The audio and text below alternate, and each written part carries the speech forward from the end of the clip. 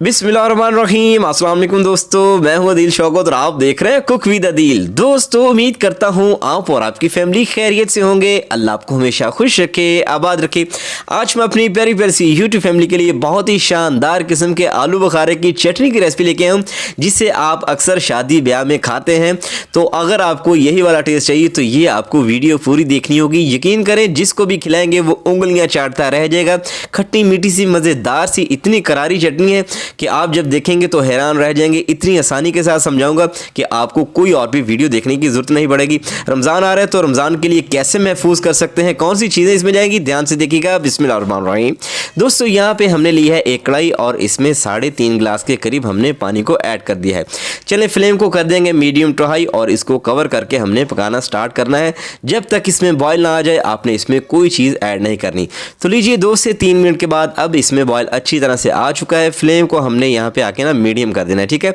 चलें, यहाँ पे ½ kg मैंने लिया है। इस तरह का साफ़ सुथरा आपने आलू बुखारा लेना है। तो ये ½ kg है, ठीक है, जो आपको मार्केट से 500 रुपये का आधा किलो मिलेगा। ये मुझे इतने का मिला है, ठीक है।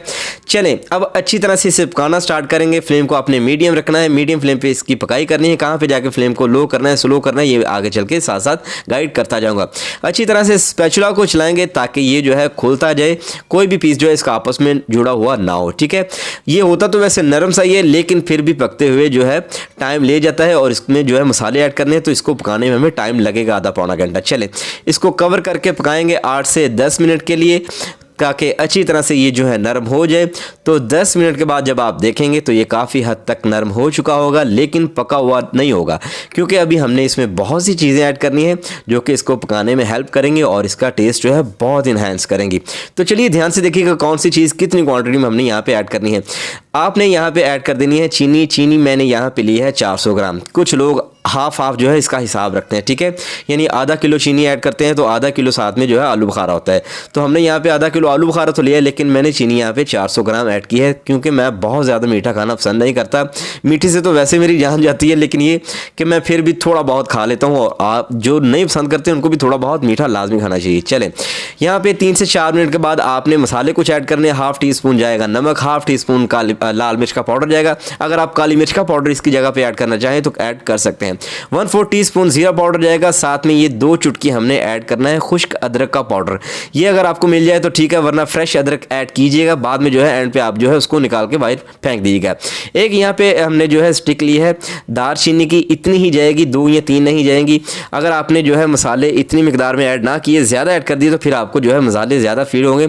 ये है आलू बुखारे की चटनी, तो आपने एक 2 चुटकी यही मसाले इतनी मिकदार में, इतनी ही क्वान्टिटी में ऐड करने हैं, ठीक है, अगर आपको पूरा मज़ा चाहिए। क्योंकि आलू बुखारे की चटनी है तो इन मसालों में उसका टेस्ट कहीं खो ना जाए, इसलिए आपने मसाले ज़्यादा नहीं करने। इस चीज़ को आपने याद रखना है। चलें, अच्छी तरह से पकाते जाएंगे। अब ये जो चीनी पिघलती जाएगी, बाद में गाढ़ा होना स्टार्ट हो जाएगा। इसमें जो है इसका कलर भी जो है डार्क होना स्टार्ट हो जाएगा। तो कम से कम आपने जो है यहाँ पे इसको जो पकाएंगे ना मीडियम फ्लेम पे 10 से 15 मिनट के लिए, तो ये जो है ऑटोमेटिकली गाढ़ी होना स्टार्ट हो जाएगी और अपना कलर भी चेंज कर लेगी। तो बहुत ही शानदार किस्म की चटनी बनने वाली है। ये वीडियो पूरी देखेंगे तो यकीन करें कोई भी वीडियो देखने की ज़रूरत नहीं पड़ेगी आपको। मेरी कोशिश होती है कि आपको आसानी के साथ जो है रेसिपी समझाई जाए, ताकि हर कोई बंदा जो है नई सीखने वाले बच्चे जो हैं वो आसानी से इसको बना सकें। चलें, जब भी आपको गाड़ी लगनी स्टार्ट हो जाए आपने चेक करना है कि इस तरह से अगर एक तार वाला शीरा बनता हुआ हो तो ठीक है, फिर आपने जो है इसके फ्लेम को लो टू मीडियम कर देना है। अब लो टू मीडियम पे हमने जो है इसकी पकाई करनी है। 1.5 टीस्पून आपने इसमें चारों मगज़ यानी जिसे मेलन सीड्स कहा जाता है वो ऐड कर देना है। बहुत ज़्यादा इन चीज़ों को आपने रश नहीं लगाना इनके अंदर, क्योंकि ये चीज़ें बस इतनी सी होनी चाहिए कि इसकी खूबसूरती में इजाफा करें और इसके टेस्ट में थोड़ा सा इजाफा करें, ठीक है। 10 से 12 मैंने बादाम लिए थे जिनको आधा घंटा मैंने भिगोया, उनका छिलका रिमूव करने के बाद कट हाफ किया और इसमें मैंने ऐड कर दिया, ठीक है। चलें, अब जो है हमने इसको पकाना है मज़ीद 2 से 3 मिनट के लिए और साथ साथ ये पकती जाएगी और गाढ़ी भी होती जाएगी। कंसिस्टेंसी कितनी रखनी है ये आगे चल के मैं आपको बताता हूँ। चलें, जब आपको हो जाए 2 से 3 मिनट इसको पकाते हुए, ये 4 मिनट हो जाए, तब आपने जो है इसकी शेल्फ लाइफ को बढ़ाने के लिए 1.5 टेबलस्पून वाइट विनीगर सिरका ऐड कर देना है। ये हर किचन में मौजूद होता है, अगर नहीं तो फिर आप लेमन का रस भी जो है इसमें ऐड कर सकते हैं। वो 1 टेबलस्पून ऐड कीजिएगा। काफ़ी है। ठीक है, चले अब मज़ीद पकाएंगे और इतनी कंसिस्टेंसी इसकी काफ़ी है, बहुत ज़्यादा पकाने की ज़रूरत नहीं। अब मसाले भी इसके पक चुके हैं, हर चीज़ का टेस्ट इसके अंदर आ चुका है। बहुत ही शानदार किस्म की खट्टी मीठी सी आलू बुखारे की चटनी जो है बनके तैयार हो चुकी है। इसको सर्व किस तरह से करना है, फ्लेम को कर देंगे यहाँ पे बंद।